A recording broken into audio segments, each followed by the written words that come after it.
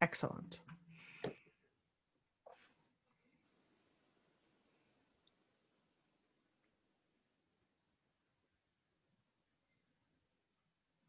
Okay, I'm recording it now.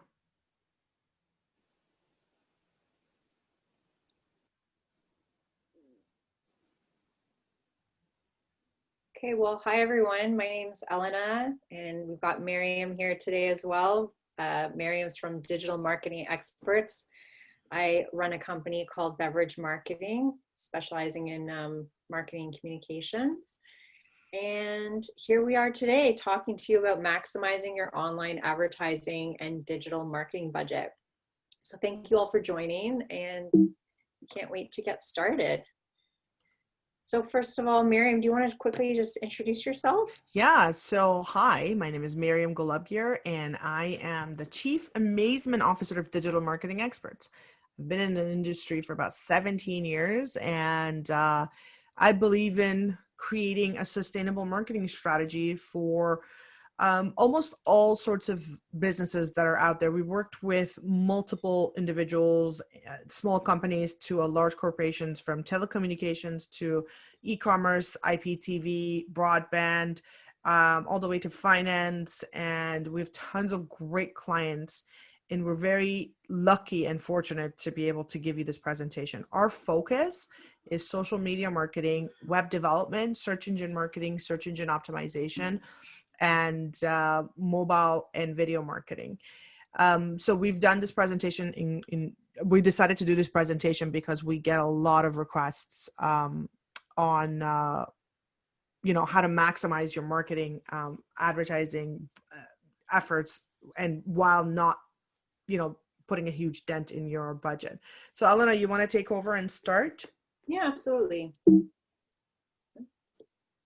Okay, so my name is Elena Fordham again. My marketing communications firm is called Beverage Marketing.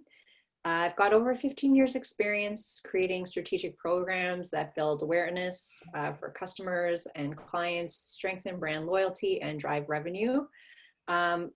My background is actually in public relations, and then over time, a lot of roles, I'm sure you've all found this too, is they amalgamate into marketing and PR. So I've just kind of learned marketing by doing. And over time, it's now been several years. So I now have a number of clients. About 5 years ago, I went out on my own, and now I have clients across the spectrum, from insurtech and startups with AI to, working in professional services. I help brand other agencies, and I even do like nonprofit.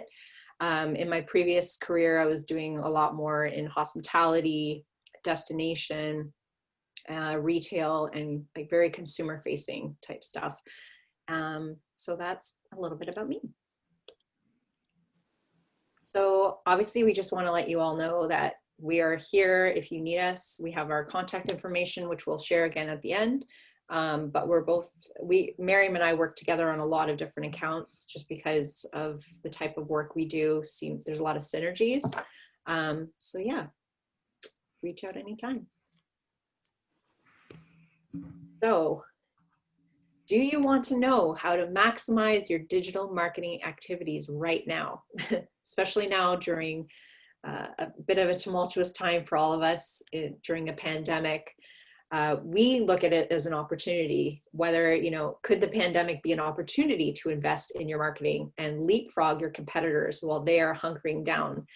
A lot of people are fearful right now of spending, but if there's one area that you probably should be spending, it is in your marketing. However, there's smart ways to do it, and we hope to share some of those strategies today. So, marketing during a lockdown. So today what we're going to learn is how to create some good PR opportunities, meaning unpaid, things you can kind of do organically to help grow your following and increase sales. To look at ways to be authentic and yet remain sensitive to the times. And we'll give you a few examples of maybe what not to do. How to check your competitors' marketing activities. And Miriam is going to talk about social media advertising tips, paid search tips, your online marketing activities, and even provide you like a checklist of what to look for and what to do, and as well teach you a little bit about analytics and to help you see what's really happening with your business behind the scenes on, especially on digital. And lastly, a couple tools that we recommend, things we use in our own day-to-day to help create content that really is compelling. So how to create PR opportunities. All right, so I'm just going to try and move my thing here. So some PR strategies that you can use to win new followers and do things sort of organically to help drive a following. And obviously, like, the goal is to drive sales and awareness of your brand. For business to consumer, a couple things, easy things you can do is engage with micro influencers online. So influencers are people that just generally have a very specific area that they focus on. If it's retail, maybe it's fashion or it's food, or it could be any number of things, photography. And then these people have like a really good following because they're posting every day on social. Particularly Instagram is known for having like influencers, but there's also influencers on places like LinkedIn. So for Instagram, a good, what's a good judge of somebody that won't overcharge you, but actually help grow your own following, is work with somebody who has 10,000 to 20,000 followers. What you can do is, for example, if you have products, just email them, because normally they have a direct email. Sometimes if they're a bit bigger, they'll have an agency they work with, but even then I find them very negotiable. So sometimes I'll say, well, look, I'll send you this product if you can do a story on your Instagram for us. And oftentimes they'll do that for free. Another way you can do it is they're kind of like media. So you could pitch them a seasonal product or a timely service, something that you offer. For example, holiday, or, summer's coming, things to think about, spring, spring cleaning, whatever it is that you offer, just to try and think of what the influencer is already going to be covering on their Instagram and help feed them with product and information about your brand, something they can help to promote. Now, they might ask you to pay for that, but oftentimes for somebody with a following of 10 to 20,000 followers, it's actually quite reasonable. You're looking at $150 for a post, $250. That's much cheaper than a lot of traditional media that you would pay for, like TV or print advertising or anything like that. The other thing you can do is boost your Google business page by inviting customers of yours. Let's say if you own like a gym or something like that, just to go online and take the time to write a review. That'll actually boost your ranking naturally on Google. The important thing too is to then comment, especially if you're getting like reviews, to thank your customers and go out of your way to give them, shine a light on them and say thank you. For business to business, some easy ways I tell my clients is just get testimonials from your top clients, like people you've worked with for a while. It's just such an easy thing to do. Get them to put it on your LinkedIn. So you send them, you can even write the testimonial as long as they approve it, because sometimes people don't have time. So you can highlight the things you want people to know about your services or your products. Again, you can put it on your Google page.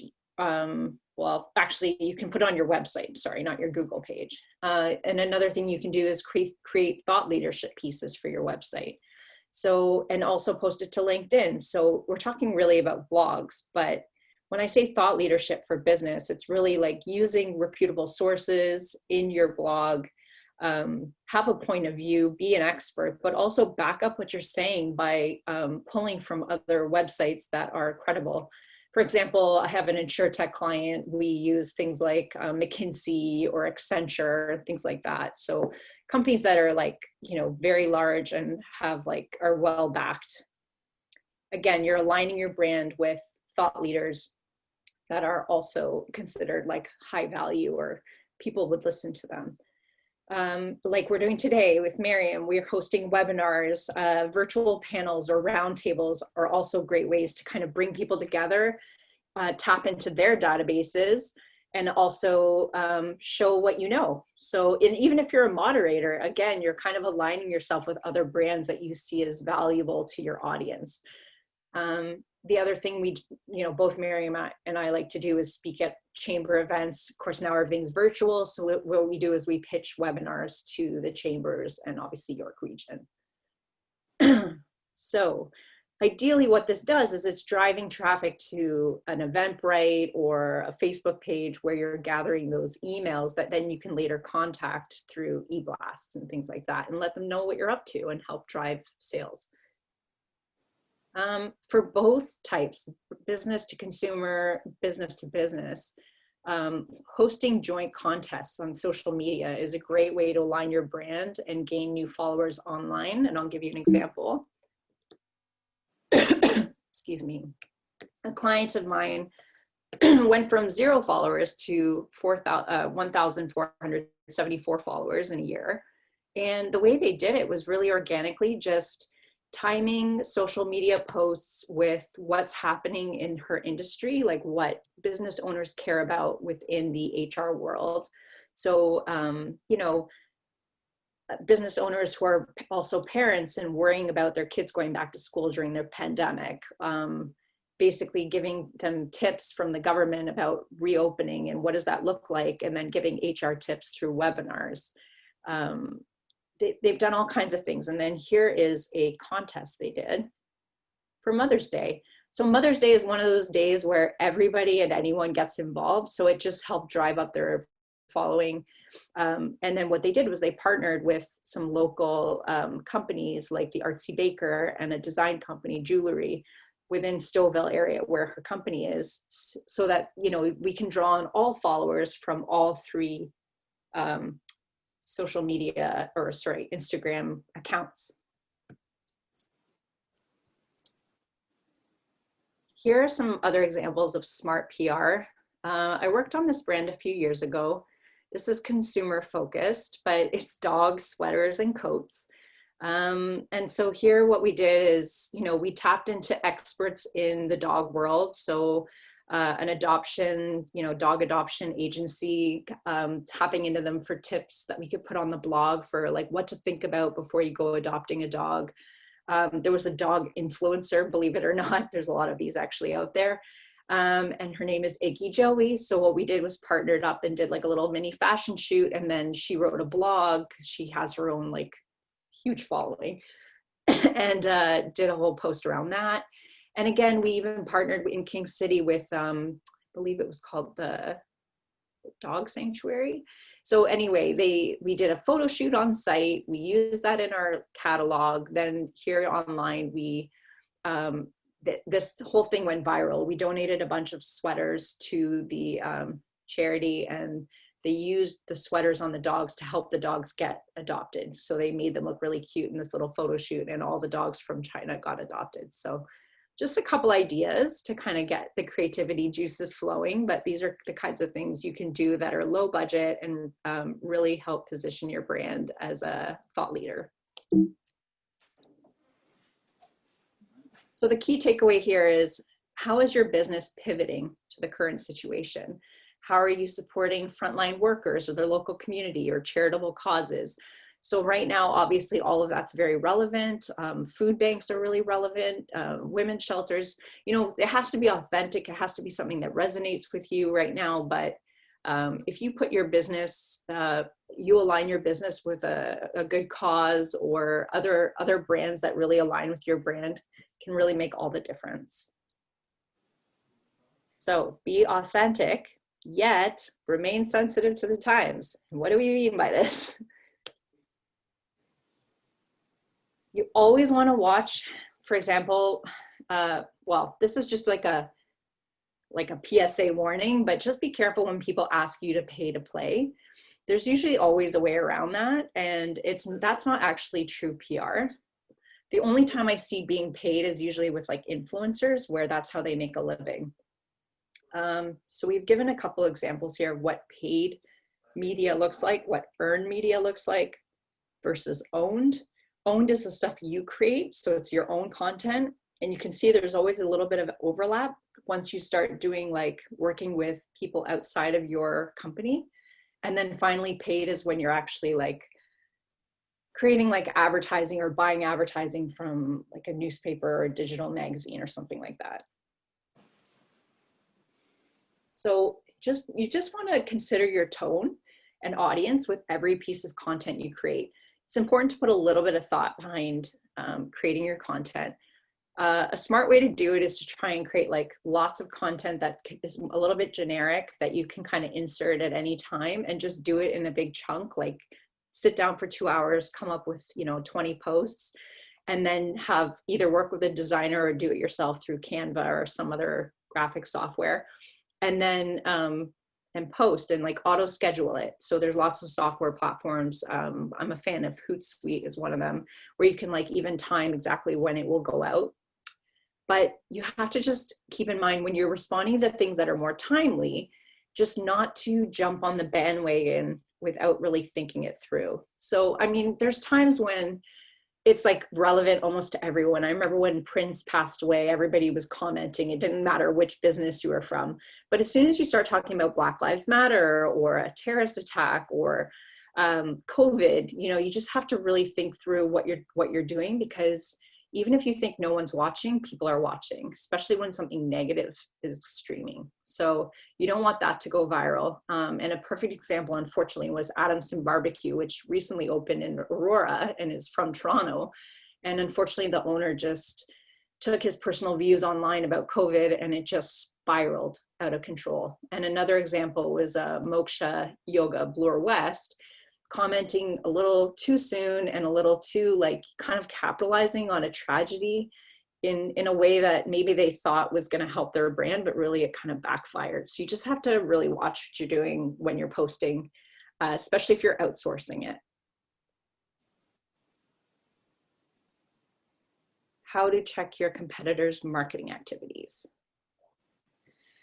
So you want to run a social media audit. That's probably the quickest way to check up on what your competitors are doing. Checking on your competitors is one of the easiest ways to get ideas and like look at what kind of assess what they're doing well, what they're not doing well, and what you could be doing better. And it gives you ideas for your own brand. And actually Miriam put this slide together, and I just piped in, but really like setting up Google News alerts is one of the quickest ways to stay on top of your industry using keywords. Similar, you can check Google News and just type in your competitor names and you'll see all the press releases, all the coverage that, anything they've done in the last year or two, you can find. And really it's a great way to see what your point of difference will be and what you should go to market with. Like, how are you going to differentiate yourself from your competitors? And this is something I challenge my clients to do ongoing.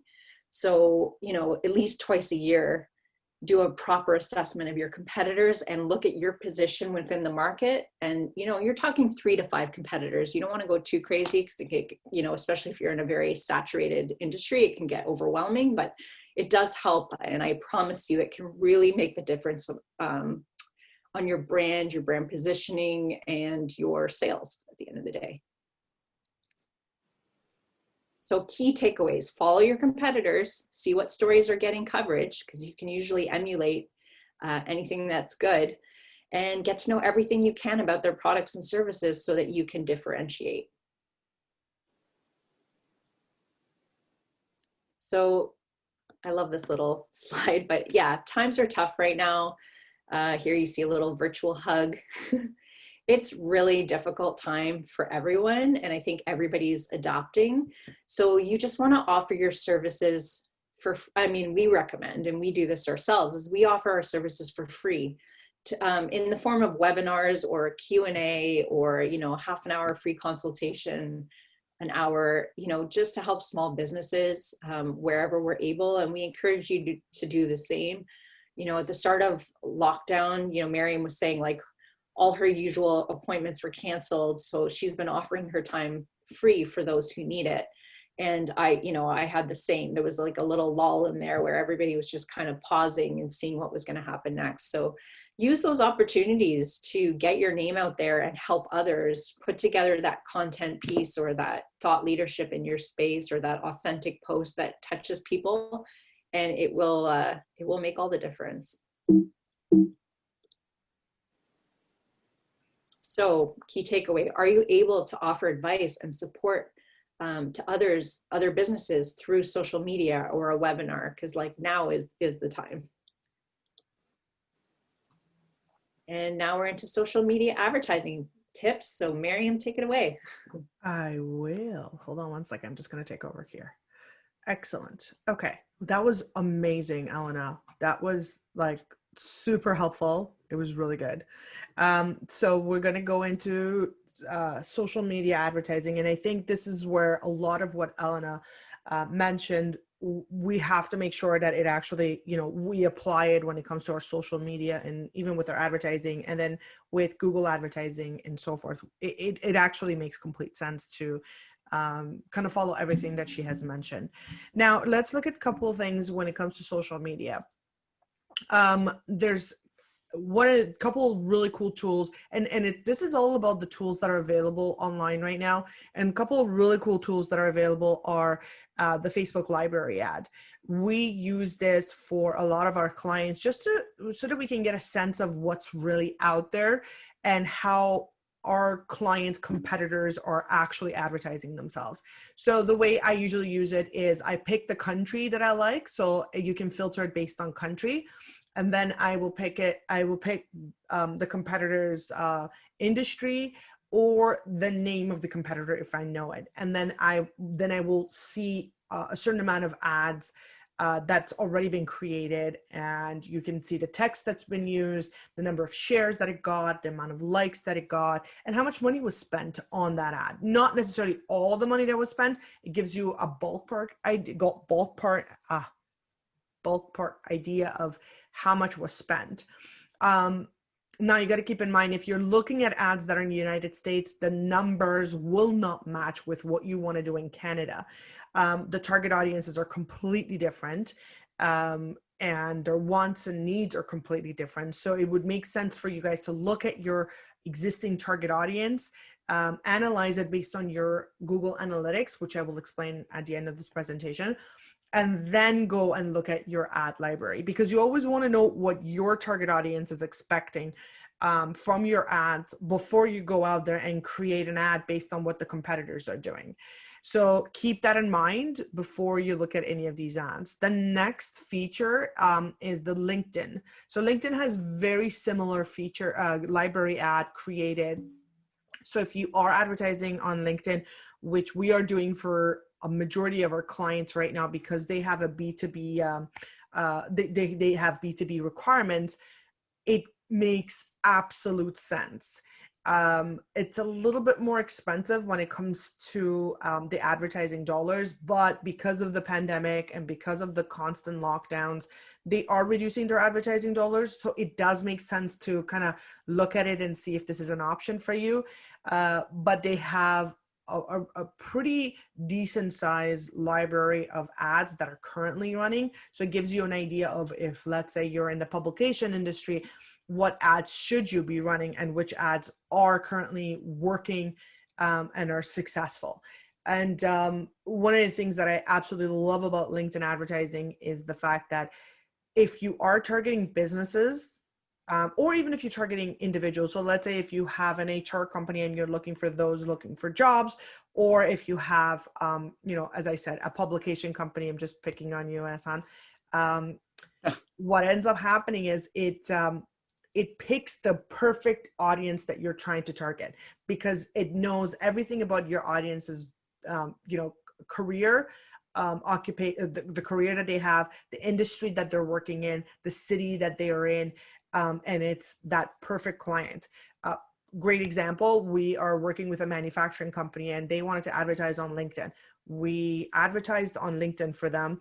Not only they're getting leads, they're actually getting leads of other companies that need their manufacturing that need their manufacturing products and services, but also they can see that the let's say the project managers of this particular company that they were targeting have seen their ads and they could see the name of the individuals. So imagine if you do have, you know, a team that does cold calling, how easy would it be for you to just pick up the phone and say, hey, I know all of my ads are viewed by project managers in the oil and energy industry at Suncor. There we are. Let's call them up, and here are the name of the people. They've already seen your ad, so you're already at step 5 instead of being at step 1 when you're giving them a call. So consider LinkedIn. It's a very, very powerful tool. And again, because we're going through the pandemics, and it's really hard time. I know advertising dollars are very limited, so it makes sense to advertise at a place that you're getting the perfect clients rather than advertising everywhere. So the takeaway is regularly review your social media activities and take advantage of the cost reductions. And I always believe in not paying. And I've said this to my clients, and a lot of other marketers don't agree with me, but Elena agrees with me and my other partners. So I don't really care what other people think. I don't believe in paying for 1,000 impressions. The cost per impression, or paying for clicks, because it could be your competitors that are clicking. It could be someone that accidentally found you and they're clicking, or it could be just a child that saw the ad and they're clicking because they're online.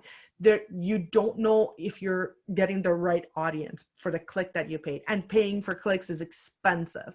So it makes sure to pay for conversion, and make sure that you're not paying to be seen by less relevant audience. So that comes if you pick the right keyword. So let's say if you're in the real estate industry, you don't pick the word real estate because there's so many variations of that word. It could be that I'm looking for, you know, an article about real estate. It could be that I'm looking for, you know, someone to become a real estate agent. So if I'm seeing your ad that you're trying to sell a property, it's absolutely irrelevant to me. And you're paying for it because I'm still going to click on it, and you paid for me as an audience who is absolutely useless to you. So always make sure that you pick the right keyword, and make sure you get as nitty gritty when it comes to the details of that keyword. And then pay for a conversion. And that means you want to pay for a person to convert to a customer, rather than for a person who may or may not at one point down the line think about becoming a client. And that's a lot of the small business mentality. Well, I'm gonna get everybody. I want awareness so they know I exist. Well, no, because awareness doesn't pay the bills, doesn't bring money. We need that person who's going to pay us to come to our website. So how do we get that person to come? Do we pay for that person? How do we pay for that person? Do we pay for conversion? What does that conversion mean? Do we want them to click on a link? Do we want them to fill up a form? What do we want this person to do to get to us? And everything Elena mentioned earlier in the presentation, those are the foundations of any sort of a marketing strategy you want to build before you get to the advertising piece. Because if you don't have good PR and if you don't have good content, once you get to the web and you don't have a good website, once you get to the advertising, you're absolutely opening your wallet, taking the money out, or throwing it down the toilet, because it's wasted. And that it's all interconnected. So always want to build the basic and the foundation before we start advertising. I get a little passionate when it comes to this stuff. So if I sound like I'm being, you know, rah, it's because I get really passionate when it comes to, you know, advertising. So then we get to the paid search. Now, paid search is very important. It's important because image and text on Google are the reason why we get exposure. Now, if you have to pay for it, then you get more exposure. If you're on the map, you get more exposure, and people will find you.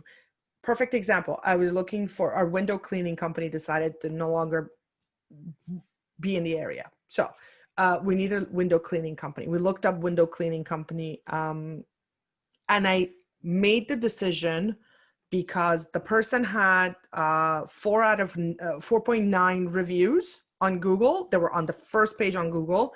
They cater to my area because I live in the sticks, so I need someone to be able to come to my house.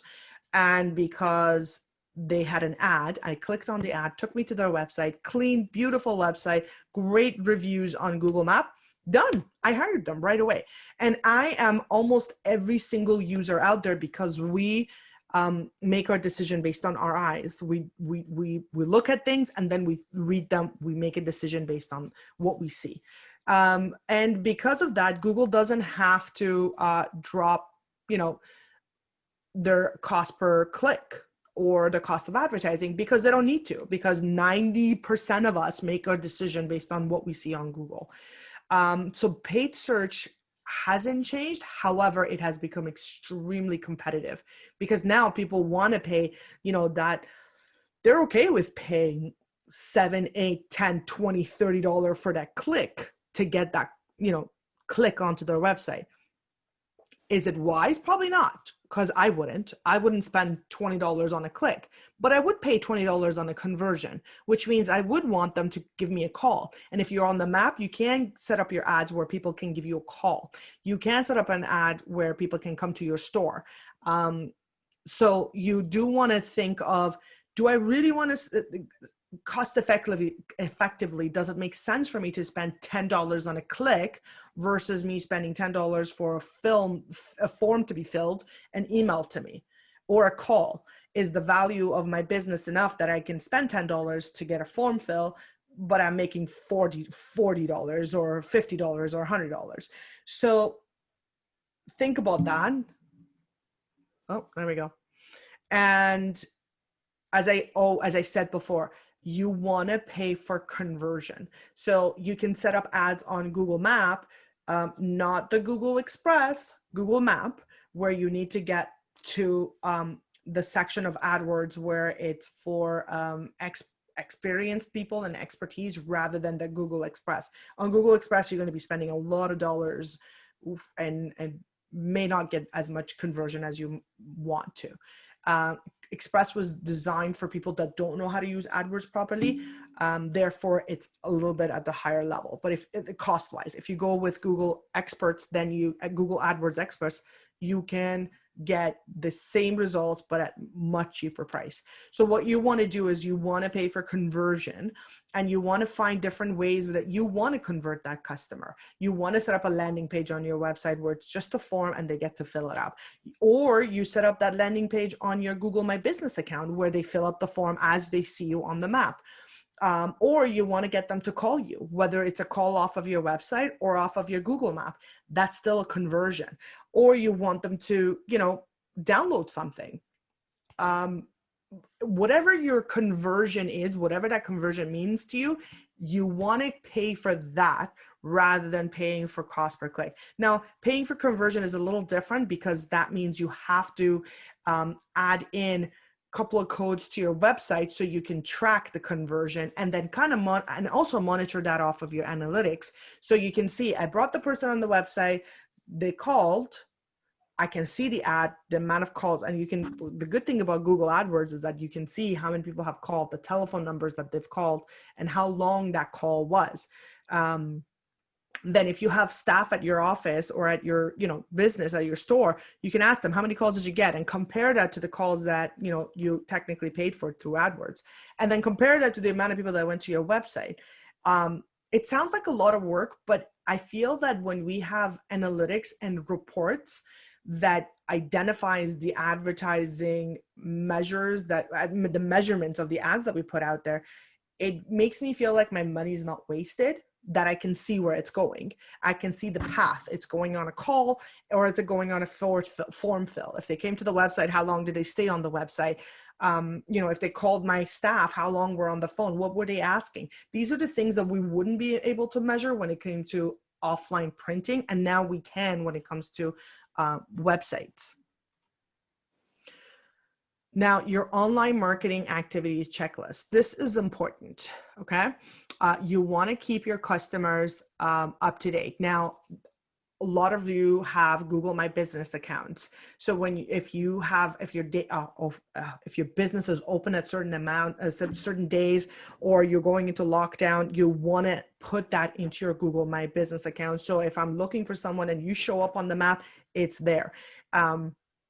if you have, you know, a Bing account or Waze or Google Map, um, add that same information in there. You want to tell your clients, what are you doing to keep people safe throughout COVID?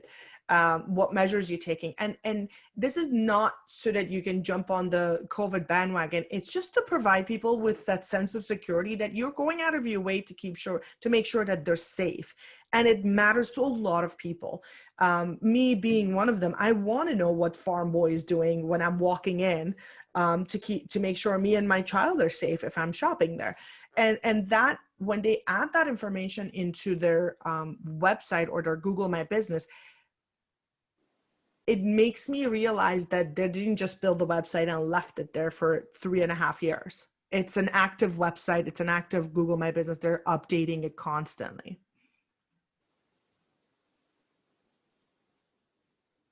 Sorry, here we go.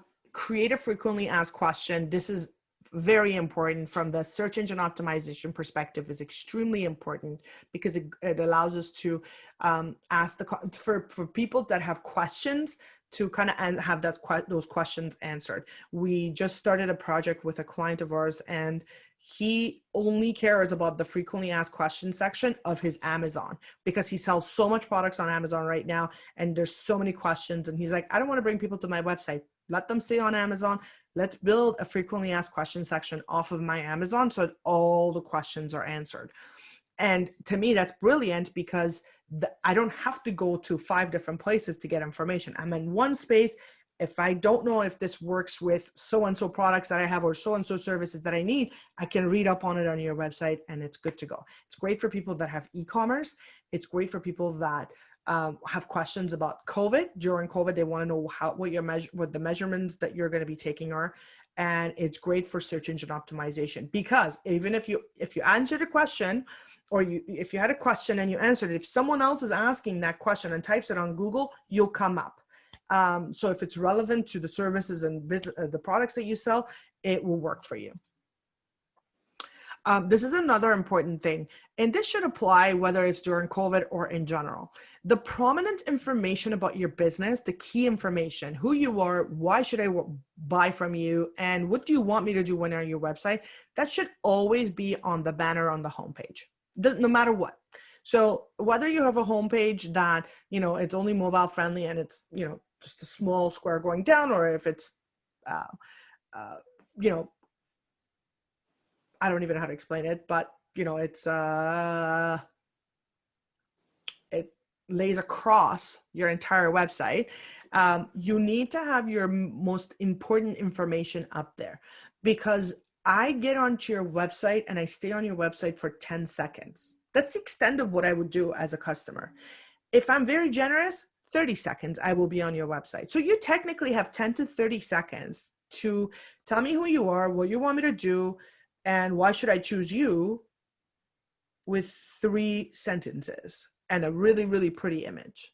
So if you put that information at the bottom of the page, I'm never going to see it. So we're good. Goodbye. I'm gone. But if it's on the top of the page, I will invest my time on your site to read it. And that's most users and how people operate with websites. You want to provide links to your, you know, company email and social media posts. You want to put that information on the top, so that you can give people easy access. If you have an e-commerce and if I have a question, I should be able to email you, or there should be a chat bot where I can click on and get all my information right away. So these little changes to your website, it will make a huge difference. We're currently working on this one client site that when you went into the top of the page, it had a generic message that was too generic that it made absolutely no sense. We just asked her to put in 3 keywords and put a question mark at the bottom of the keywords. She actually got a call because that tiny little change made enough impact on the person that was looking at the website that they decided to give her a call. So you want to make sure that if you do sell something or provide a service, put it on the top of the page. Tell me what it is that you're doing. Why should I use you? What makes you different? This is important. You need to renegotiate supplier costs as needed. You need to go back and look at, you know, your recurring content, sponsorship, paid advertising, partnership. You look at all the costs. You may or may not need to do everything at the same time. You may just need to do one thing or two, or maybe you just need to only advertise on LinkedIn and not on Facebook, or maybe you should just use the content and let the traffic come to you organically at the time being, because you got to be careful with the money that you spend right now.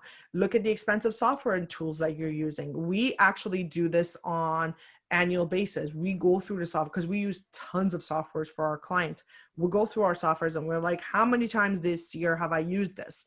1, 2, 60, 20. The ones that I've only used for once, we're gone. Goodbye. I'm not renewing my membership for next year. So you should do that anyways, but make sure you go back to every account that you have, and that you look at, did I use it or did I not use it? And there's free options for some of the things that we're using. If we only use it once, if let's say you have to VPN into US once a year, you don't need to buy the software. Just use the free version for once a year, do your thing and finish it off. Same with conference lines. And if you don't need to pay, I know some of the conference lines are $80 a month for a conference line. You may just need to use Google Meet or Zoom or something that's for free. Ring Central is another free one. It's a really good one that you can use as well. So you want to renegotiate invoicing for unused resources. So suppliers, sometimes for us, I know Elena loves Hootsuite. I cannot stand Hootsuite, but I do suggest it to some of my clients if they need to post and they want to schedule their post for the year or for the month. It's a great tool. For us, we don't use it. So there's no point for us I don't even like it. It just doesn't work for me. Yeah, and if I could jump in, there's, if you're in the tech industry, for example, there's tons of accelerators, or if you're part of like Mars or any of these groups, they often have discounts for startups to try new software. Similarly, like industry associations, whether you're in HR or accounting or whatever, if you're affiliate, you can always look with them, or even sometimes even like alumni of your school, they'll have special discounts for certain software. So it's important That's important. Creative and look for the discounts. Absolutely. So you want to make sure that you can look at what's available to you and what you can get out of it. Now, analytics. This should be part of your everyday tasks. Every day of your business life, you need to get onto your analytics and look at your analytics and kind of dissect who's coming to your website. This is a privilege that we didn't have when we were advertising offline. And now we have it. It's brilliant to be able to see who's coming to my website, how long they're spending time on my website, where on my website they're going. Do they move around or do they stay on one spot? How fast do they leave my website? Which sites bring them to my website? These are so much information that you can take full advantage of, and you should make that a priority. Now, you want to use for during this whole pandemic and ongoingly, make this a best practice. You want to use annotation markers with Google Analytics that would allow you to kind of see what significant task was done and how did that impact your website and your traffic. So let's say this month on October 15th, and I do this with Google Ads as well. So I mark my new campaign is October 15th. So I know on October 15th, I ran this particular campaign. Let's say it's a smart campaign, and it knows how to follow people and remarket back to the people that have been on my website. Okay, so I know that's October 15th. Then on my Google Analytics, I set up an annotation marker and say, as of October 15, I have ad spend budget of like $50 for this campaign. And then I monitor it for a week, see what it did. Because if it did bring traffic, then I know if it worked or it didn't. Same thing with office hours reduced or government announcement made. If someone makes an announcement about, COVID, and you own a dance studio, this is going to affect you. So you want to make sure to put those annotations so you see what has affected you the most.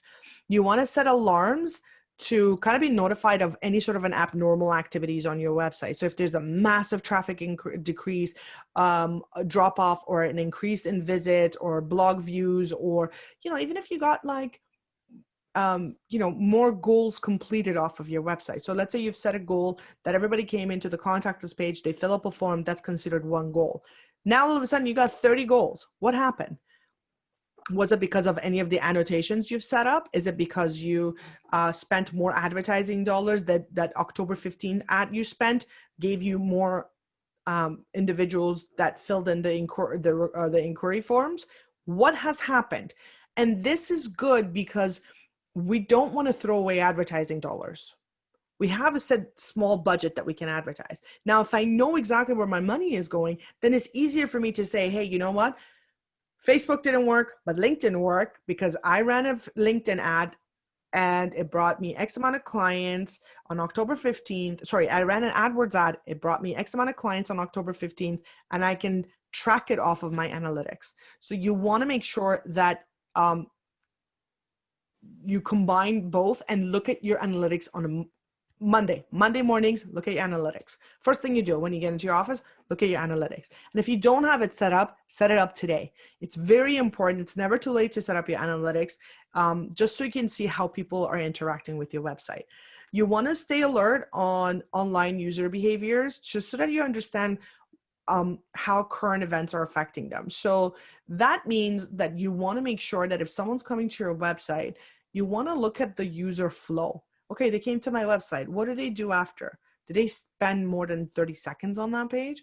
Did they go up? Did they go down? Did they go left? Did they go right? What did they do on my website? Did they, you know, click on any links? Where did that link take them? And if that happened, what else did they do after that? Did they drop off? So you want to get all that information, and you want to identify any potential issues that you can see and spot any, you know, kind of opportunities. I always look at opportunities as, well, on my website, I know if someone has filled up an SEO form. So we have an SEO tool built into our website. So if you want to get an audit of your website, you fill in this form, and I get an email saying so-and-so has filled up this form, and I send them the report. And I have noticed recently, post-COVID, this has been a massive inquiry. A lot of people want to learn about the SEO of their website. So that being said, I can see that. To me, that's a business opportunity.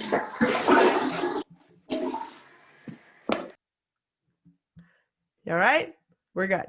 Okay, so I see that as a massive business opportunity. So I can see what has worked and what hasn't worked when it comes to that SEO piece. And then I'm going to go to this one. So here's what you always have to look for, whether it's during the pandemics or post or before. Moving forward, this is what you need to look for. Are your website visitors seeking out different products and services or content? So if they're only looking at one page of your website, what other pages are looking at? Are they searching your site differently? Again, when you look at your analytics ongoingly, you'll see what they're doing. Are they seeing it? Are they looking at your site for 30 seconds or a minute? You want to examine your visitors' behavior. So under analytics, there's a section called acquisition. Under acquisition, then there's traffic. Under traffic, we have channels. The channels kind of gives you a breakdown of if they came organically, if they came direct, if they came through search, if they came from a referral site, and which one is at a higher level right now and which one's working best for you. If you're posting a lot on social media, and you're not getting anybody coming from that social media post to your website, that lets you kind of re-examine, does this make sense or not? Should I post constantly on Facebook if I haven't got one single person come into my website? And you want to add a call to action to each page of your website, each page. And the reason for that is because you want to see what pages are working for you and what services you offer are working best for you. And those call to actions can have a link back to your analytics, and you can measure that. You can see what works. And I'm going to pass this on to Elena. This is a really good slide, and this is more on a business to business level. Did I mute you? Oh, here we go. Oh, I'm here. Okay, so I just wanted to show an example of business to business. This was a thought leadership piece, basically just an interview with an expert in the industry. This guy he's actually on the board of this insurance technology company that I'm helping. And so we thought, why don't we just do an interview? And we even incorporated a little bit of his family life. So like a bit, you know, his background, his education, his career history. And then it became like this crazy piece. It just took off because he was so well respected in the industry. And this area is not that often covered, risk engineering within insurance. So we actually got 6,000 views in 2 weeks from, you know, interviewing him, putting it on our blog, amplifying it by sharing it to LinkedIn. And then he shared it to his profile, and all our key employees shared it to theirs. And it was like wildfire. So we have a company page set up for the InsurTech AI company, and it just kept driving traffic there and then driving traffic to our website. So within, I think, 6 months now, they've had something like, what was it, 5,000 views on their website, which is pretty good for a brand new company. So that's just the kind of example where, you know, a B2B company can really leverage just who they know, experts in the industry. Interviews are some of the easiest way to get content, or you ask them to guest post on your website. So they'll write the content, you edit it, and then put it on your website. And again, they're sharing it to their channels, you're sharing it to yours. Very important, what Miriam was saying, is a call to action. So we make sure always to have like learn more, or you may also like this article, or sign up for our newsletter, which is what we put for this one. Book a demo is, you know, further on, once they've read a few pieces, you definitely want to engage people to book a demo or talk to someone on your team about next steps.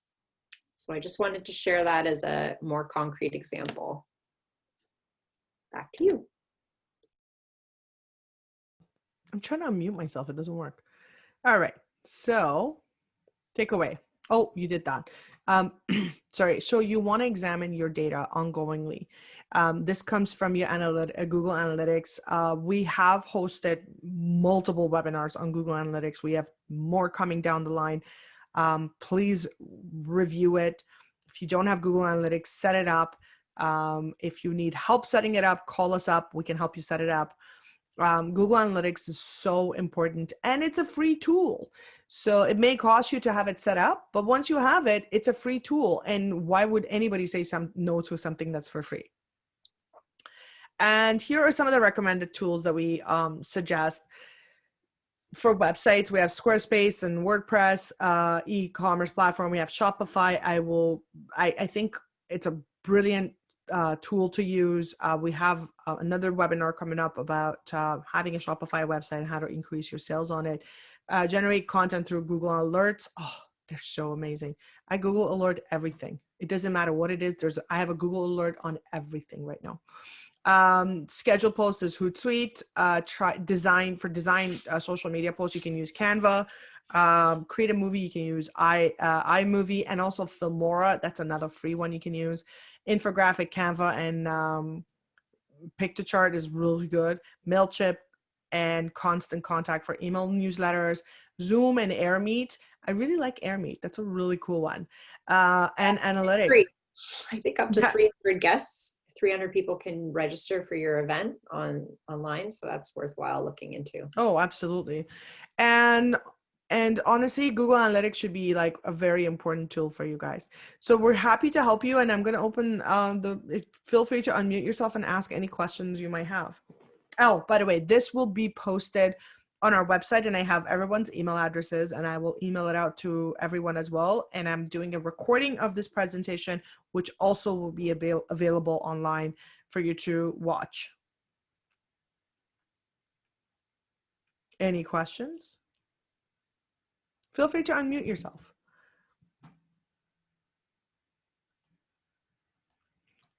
We were that good that there's no question? Oh my gosh. Miriam, I wouldn't mind addressing one question with you. This came up with one of the clients that we were both working on together. Like if you had to pick WordPress over Squarespace, which do you prefer and why when it comes to Google Analytics? Google Analytics, WordPress. What I always say is because we build a lot of websites and we've learned what works and what doesn't work over the past 7 years. Um, this is general knowledge. Squarespace and Wix are not, they're not yours to control. They only give you an interface to control your website. What will happen is when you have access to it, you have very limited access to it. And over time, this access is diminished based on the packages they want to offer and how much of it they want to sell and so forth. With WordPress, it's an open source and you can make as much change as you want to it and as little as you want to it. It's a little bit harder to understand it and work with it, but when you do understand it and you work with it, it's so easy to get to navigate through it. As far as analytics goes, WordPress is great. I also highly recommend Shopify recently. I was not a believer of them to begin with, but as during like the past 2 years, I've worked with many templates and many designs that we've created for Shopify, and it's a very smart engine and it makes absolute sense. If you have an e-commerce, it will thrive. You will be super successful with it, and it's great with analytics. Great, very thorough answer. Anyone else have any questions? Luann, I saw you unmuting, so please do that again if you have any questions.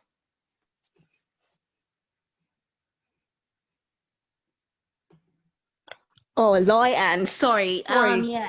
I literally just found out about this webinar, so I joined very late.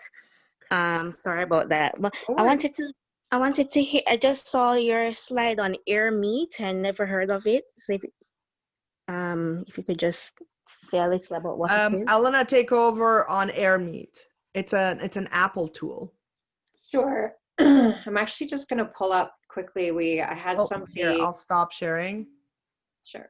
Oh, I won't pull anything up, but it was actually, I don't have it right in front of me, but we literally just did some analysis of like pros and cons of about 8 different live stream channels and the pros and cons of each. I'd be happy to actually share that document with you after, just so you have it, because it's amazing. It's like, you know, I have a team with me, so you know, my team took the time to analyze each one. But I know AirMeet is like among the more freemium type models, and I know you can register like I think up to 300 people for free. Don't quote me on that, but that was what my team was telling me. So definitely worth looking into. And I've had people on my team use it and say it's been incredible. So I'm a believer of Zoom personally, just because everyone kind of knows it, but there is usually a fee for that. So it's just, you have to kind of weigh out the pros and cons for each one. And it depends too, like we use different sort of hosting mechanisms for nonprofit versus for-profit and things like that.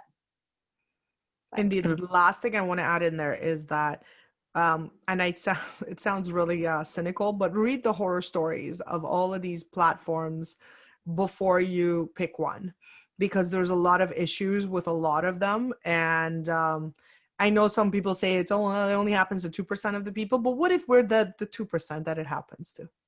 Right. And another quick question. So if you already have an e-commerce website, do you still recommend joining Shopify since they're so popular? No. Don't reinvent the wheel, my friend. You have a WooCommerce? Is it a WooCommerce? No. It's I can't remember the name. My partner is much better at all of this. We're very new. Okay. But we were considering Shopify, and then we just went with our own website, and then yeah. Because sorry, go on. No, I was just saying, because you don't have the any limitation when it's your own, right? So we just went with our own, but I just thought I would ask. Okay. Well, if you already have something going, don't reinvent the wheel. It's fine. But now you have to come up with ways to get more people to come see your products and services. So focus on, don't worry about recreating it. Focus on, what am I going to do to market this and get more people to come and buy from me? And when they get there, when they get there, am I going to bring them to my homepage, or am I going to bring them to the product page or the service page? Right. Right. All right. Thanks. Thanks Oh, of much. course. Both Ellen and I work with a lot of e-commerce clients, and as she mentioned, and I wrote this earlier, and I've been doing it since March. We don't mind giving away free information, as long as it helps you. We don't mind talking to you about it. Oh, nice. Thanks. Any other questions? Okay, well, thanks to everyone for joining us today. Oh yeah, it's 12 o'clock. All right. So I'm going to have this presentation sent out to everybody. If you have any questions, reach out to both of us, and we'll be more than glad to help you guys out. Thanks. Take care, everyone. Bye.